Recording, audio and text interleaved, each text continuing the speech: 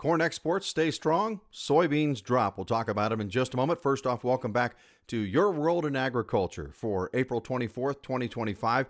Thanks to our sponsor, Imogene Ingredients. We take a look at the prices in the overnight, between the overnight and the regular session trading. Corn up 2 cents on Thursday, soybeans up 5 cents, wheat mixed. The cattle futures up $1.82 per hundredweight. Meanwhile, lean hogs mostly lower. USDA's weekly export sales and total commitments of sales for the week ending April 17th are the focus for this morning. For the net sales for corn, we're starting with 1.15 million metric tons, and that is at the high end of the trade expectations for this week, down 26% though from a week ago, and there were no new exports for corn. The pace of total commitments with about 4 months left in the marketing year, we're at about 89% of the USDA's projected total. Meanwhile, Mexico, at the bottom left, Mexico remains the biggest buyer of U.S. corn sales this marketing year. On to soybeans. As we take a look at the net weekly sales for this week, 277,000 for old crop sales, down 50% from a week ago.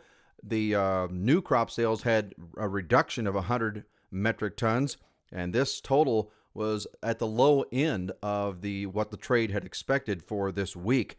Now we take a look at the pace of total commitments. We're at 94, almost 95% of what the USDA has projected for this marketing year, with, again, about 4 months left.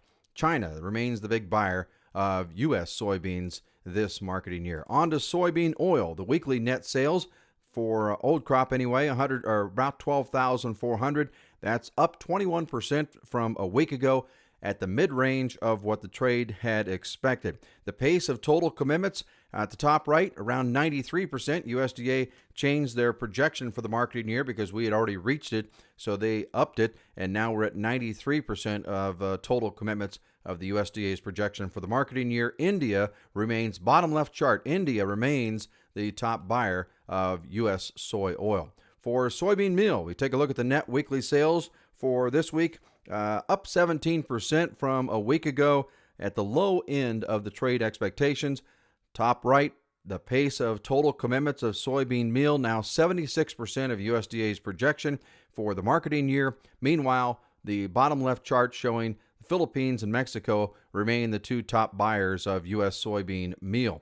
For the weekly net sales ending April 17th for wheat, we see the total now 371,700 new crop, but this chart showing old crop reductions of 145,000.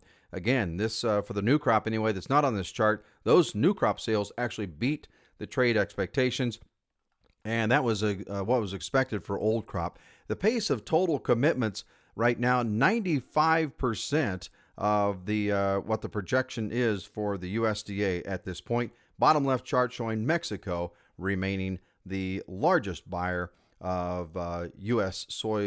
wheat anyway for yet this marketing year.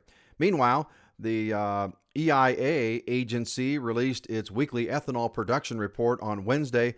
Right now, as of the week ending April 16th, ethanol production totaling 1.03 million barrels per day. That was down 21,000 barrels from a week ago. Meanwhile, ethanol stocks at 25.4 million barrels. That fell 1.3 million barrels versus a week ago. Cattle, hogs, and poultry producers, listen up. If your livestock have scours, Imogene Ingredients sell a product called Pharmatan that stabilizes the digestive process. It can save your animals, increase immunity levels, and improve general health.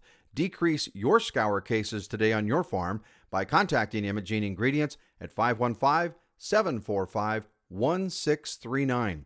Visit ImogeneIngredients.com. And again, a big thank you to Arrow Advisory LLC for producing today's charts.